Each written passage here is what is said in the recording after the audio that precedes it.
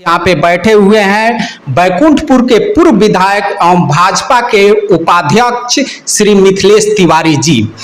आज हम इनसे बातचीत करने वाले हैं जो यहाँ पे गोपालगंज में 24 सितंबर को बिहार के उप मुख्यमंत्री श्री तेजस्वी यादव आए हुए थे और वहाँ पे उन्होंने बहुत सारी घोषणाएं की, जैसे कि 500 करोड़ का मेडिकल कॉलेज, उसके बाद से थावे का जो धाम है उसका वहाँ पे सौंदर्यीकरण, ट्रामा सेंटर और सदर अस्पताल गोपालगंज को विकसित करने का कार्य का उन्होंने ऐलान किया।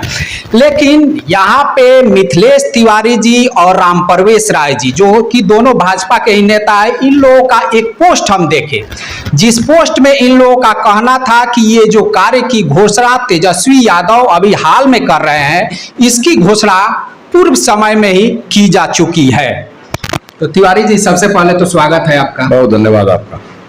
जो आप पोस्ट लिखे हुए थे, हालांकि रामप्रवेश राय जी और आपका तो जमीनी हकीकत में बनता नहीं है, लेकिन वो जो पोस्ट है दोनों सेम ही तरह से लिखा गया था। मुझे लगता है कि आसपास में जैसे कि बैठकर लिखा गया हो, तो क्या इसकी हकीकत है?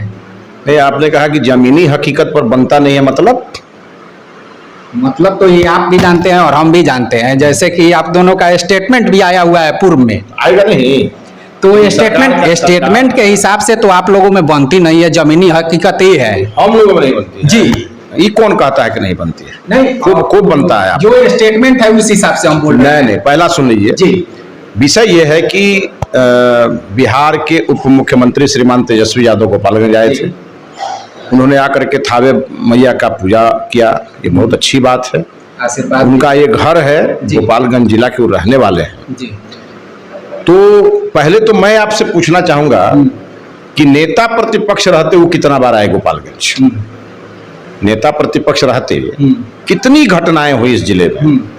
यहाँ पर बाढ़ से पूरा जिला त्राहिमाम था। वो आए और पानापुर से फोटो देकर के भाग गए।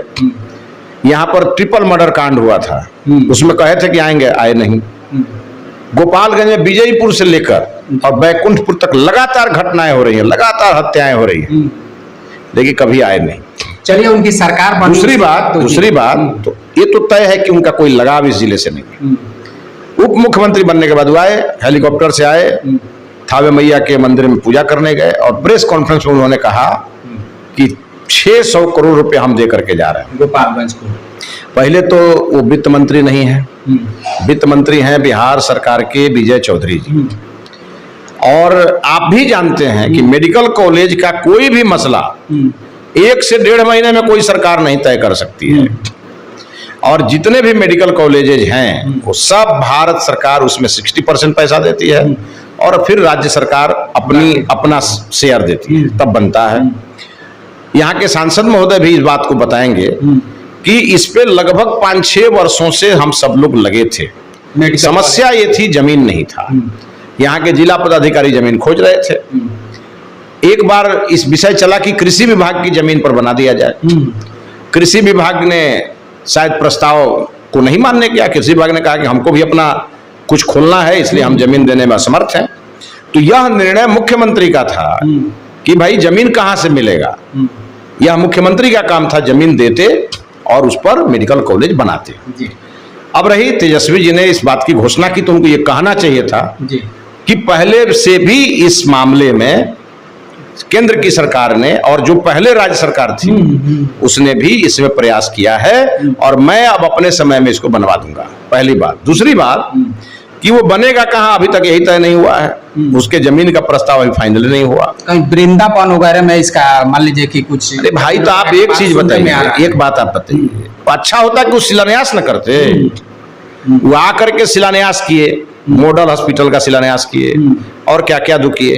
तो उनको मेडिकल कॉलेज का शिलान्यास करना चाहिए था, वो स्वास्थ्य मंत्री हैं, तो शिलान्यास तो किए नहीं।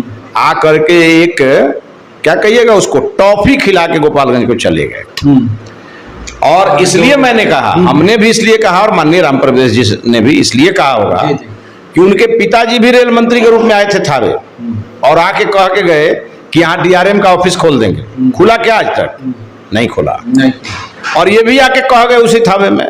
तो हम लोगों को इस बात पर भरोसा नहीं हो रहा है कि ये जमीन कहाँ देंगे, क्या होगा, नहीं होगा।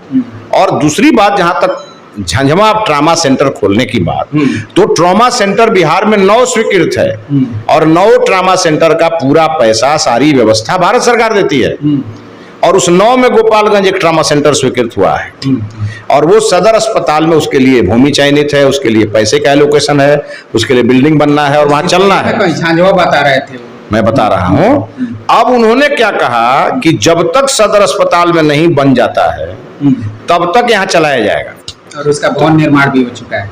किसका? झांझवा ट्रामा सेंटर का नहीं हुआ है, वो सामुदायिक स्वास्थ्य केंद्र का है जी, उसी में। और सामुदायिक स्वास्थ्य केंद्र, चूंकि झांझवा में CHC है और सिधवलिया में PHC है, दोनों का जो दूरी है वो 7 किलोमीटर का है। इसी के कारण आज तक उसमें पोस्ट सैंक्शन नहीं हुआ और तेजस्वी यादव जी पहले दोनों अस्पताल में पोस्ट सैंक्शन करें। दोनों, अभी तो ये जो झंझवा का अस्पताल है ये सिधवलिया के डॉक्टर चला रहे हैं, तो इसका अपना पोस्ट सैंक्शन कर दें और उसका अपना पोस्ट सैंक्शन कर दें। स्वास्थ्य, बतौर स्वास्थ्य मंत्री, ये उनके अधिकार क्षेत्र में है, ये दोनों को कर दें, दोनों को एक न्यूट्रल हॉस्पिटल बना करके चला दें। और उसमें ट्रामा सेंटर तो ये मेरा पुराना डिमांड रहा है, लेकिन सरकार हमेशा रोना रोती रही कि हमारे पास न्यूरो का डॉक्टर नहीं है।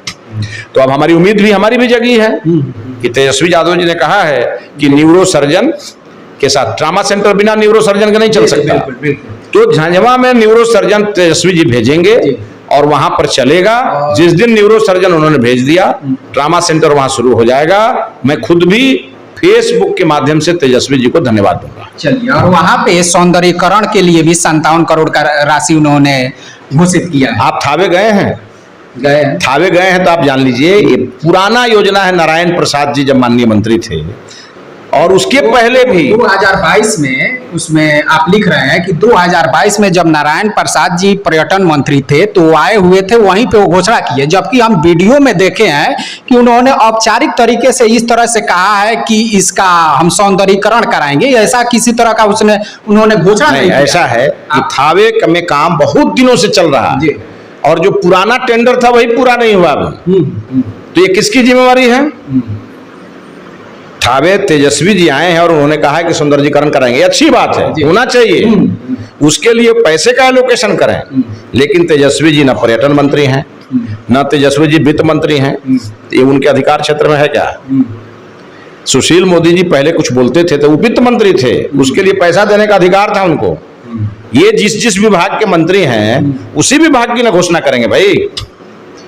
और दूसरी बात है, आप घोषणा करें, हमको कोई दिक्कत नहीं है, लेकिन वो होना भी चाहिए। ऐसा ना हो कि आपके पिताश्री घोषणा करके गए और आज तक नहीं हुआ। आपके पिताश्री रेल मंत्री थे और गोपालगंज से छपरा का जो छोटी लाइन था वो उनके काल में बना ही नहीं, तो हम लोगों ने बनवाया अपने समय में। चलिए, अब हम दूसरे मुद्दे की तरफ चलते हैं। ये हमारे लोकतंत्र की खूबसूरती है कि घोषणा कोई और सरकार करती है, उसका शिलान्यास कोई और सरकार कर देती है और फीता कोई और सरकार आकर काट देती है। ये लोकतंत्र की एक खूबसूरती है। चलिए तिवारी जी, गोपालगंज में अभी हाल फिलहाल में उपचुनाव होगा।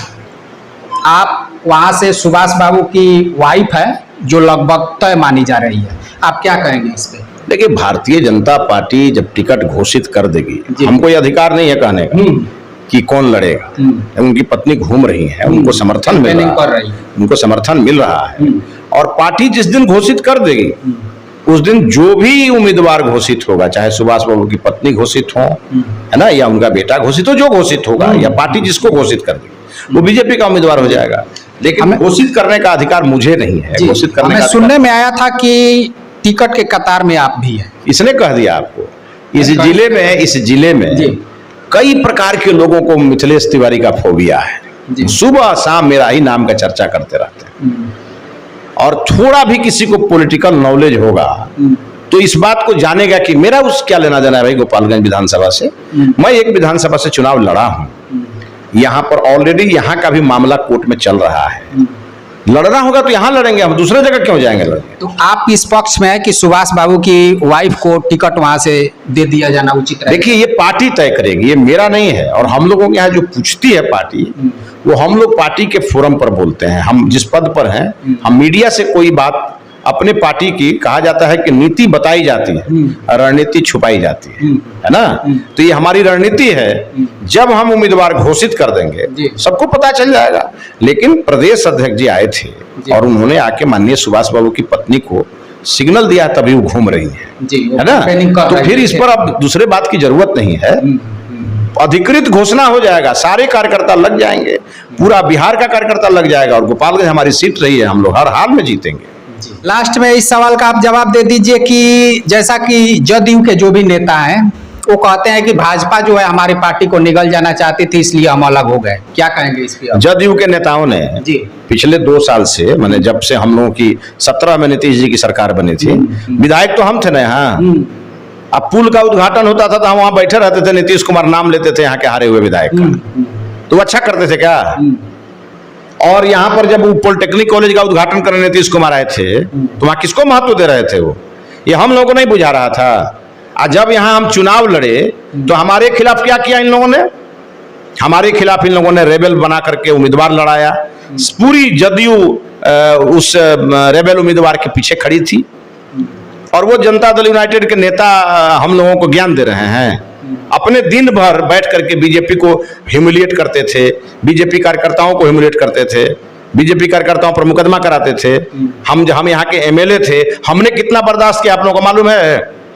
केवल बर्दाश्त इसलिए किया, कमजोर नहीं हूं, बर्दाश्त इसलिए करता हूं कि सामाजिक ताना बाना टूटने का डर रहता है।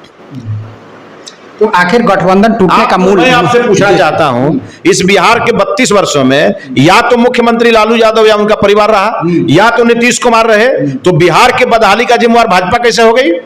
तो आप लोग भी तो गठबंधन, भाई गठबंधन में हम थे, लेकिन जो ड्राइविंग सीट पर व्यक्ति बैठता है जिम्मेवारी उसकी है ना। तो नीतीश किसी गाड़ी में, पूरी बात सुनिए मेरी पहले, किसी भी गाड़ी में ड्राइविंग सीट पर कोई व्यक्ति बैठा है, वो गाड़ी गड्ढा में गिरेगी आखिर सड़क पर चलेगी, ये जिम्मेवारी तो ड्राइवर की है। 2020 में आप ही लोगों ने उनको ड्राइव सीट पे बिठाए हुए थे, वो तो बोल रहे थे कि भाई हमारी सीटें कम है, हम नहीं बैठे। अभी आपको नहीं मालूम है ना, जहां हम लोग अपना मुख्यमंत्री बनाते उसी समय वो चल देते। हम लोग नीतीश कुमार जी को जानते नहीं थे, लेकिन हम लोग का कमिटमेंट था पहले से कि सीट हमारी ज्यादा अभी आ जाएगी, आपकी कम भी आएगी, फिर भी हम आपको मुख्यमंत्री बनाएंगे। हम लोगों ने अपना कमिटमेंट पूरा किया। अब दोषी भाजपा हो गई। मुख्यमंत्री तो हम लोगों के साथ भी थे, अब उनको प्रधानमंत्री बनना है तो हमारे यहाँ कहाँ वैकेंसी है कि उनको प्रधानमंत्री बना दें हम लोग? अब वो गए हैं प्रधानमंत्री बनने के लिए, मुझे उनकी शुभकामना है कि कितना लोग इस देश में प्रधानमंत्री बनने का कैंडिडेट 40-50 को है। अब देखिए ये लोग आपस में रैली उली करेगा, दौड़ करेगा, जो आगे बढ़ेगा वो बनेगा सपनों का प्रधानमंत्री। यहाँ प्रधानमंत्री कहाँ कोई बनने वाला है मोदी जी को छोड़कर। और एक बात आप जान लीजिए, मैं सभी को कहूंगा कि राजनीति का एक स्तर रहने दीजिए, सभी लोग मिलकर के। राजनीति में पक्ष विपक्ष तो होता ही है, लेकिन विरोध का, शब्दों का मर्यादा होना चाहिए। विरोध भी किसी का करना है तो मर्यादित भाषा में होना चाहिए। और राजनीति कहा गया है विचारों का संघर्ष है, सिद्धांतों का संघर्ष है, लेकिन विचार और सिद्धांत से किसी को मतलब नहीं है। और सीधे संघर्ष कहां से कहां पहुंच जाता है, तो ये नहीं होना चाहिए। मैं एक गरीब घर में पैदा हुआ और मैं अपने संघर्ष की बदौलत यहां पहुंचा हूं। मैं कोई अपने पिताजी के कारण या राजनीति में नहीं हूं, और मेरे बाद कोई मेरा बेटा यहां चुनाव नहीं लड़ने वाला है। मैं परिवारवाद और भ्रष्टाचार का सबसे बड़ा विरोधी आदमी हूं, और कोई व्यक्ति इसके लिए आगे बढ़ेगा तो मैं उसका विरोध करता रहूंगा। लगभग ये तय माना जाए कि जो सुभाष बाबू की वाइफ है वो कैंडिडेट तय हो। भाई मुझे मेरे मुंह में क्यों डाल रहे हैं? मैंने आपको ये बता ही दिया कि प्रदेश अध्यक्ष जी आए थे जी, मिल के गए, उसके बाद वो घूम रही हैं जी। अब मुझसे बुलवाइएगा, हमसे कोई पूछ देगा आपको कोई अधिकार कौन दिया बोलने का जी, तो क्यों बुलवा रहे हैं आप? मैंने तो आपको कहा है कि हमारी पार्टी का घोषणा प्रदेश नेतृत्व और केंद्रीय नेतृत्व मिल के करता है, और जिस दिन घोषित हो जाएगा पूरे जिले के कार्यकर्ता गोपालगंज में डेरा डालेंगे और गोपालगंज से भारतीय जनता पार्टी को जिता के लाएंगे। ये किसी को कंफ्यूजन नहीं होना चाहिए। उम्मीदवार हमारे लिए महत्वपूर्ण नहीं है कि कौन लड़ रहा है, हमारे लिए कमल फूल महत्वपूर्ण है। कमल फूल जो लेके आएगा वो जीत के विधानसभा में जाएगा। ठीक, तो चलिए मित्रों, ये थे हमारे बैकुंठपुर के पूर्व विधायक मिथिलेश तिवारी जी। इनकी बातचीत आपको कैसी लगी, ये बातचीत आप सभी को कैसी लगी, आप लोग कमेंट बॉक्स में कमेंट करके जरूर बताइएगा कि इनकी बातों से आप लोग कितने संतुष्ट हैं। हम फिर मिलते हैं अगले वीडियो में अगले टॉपिक के साथ, तब तक के लिए नमस्कार।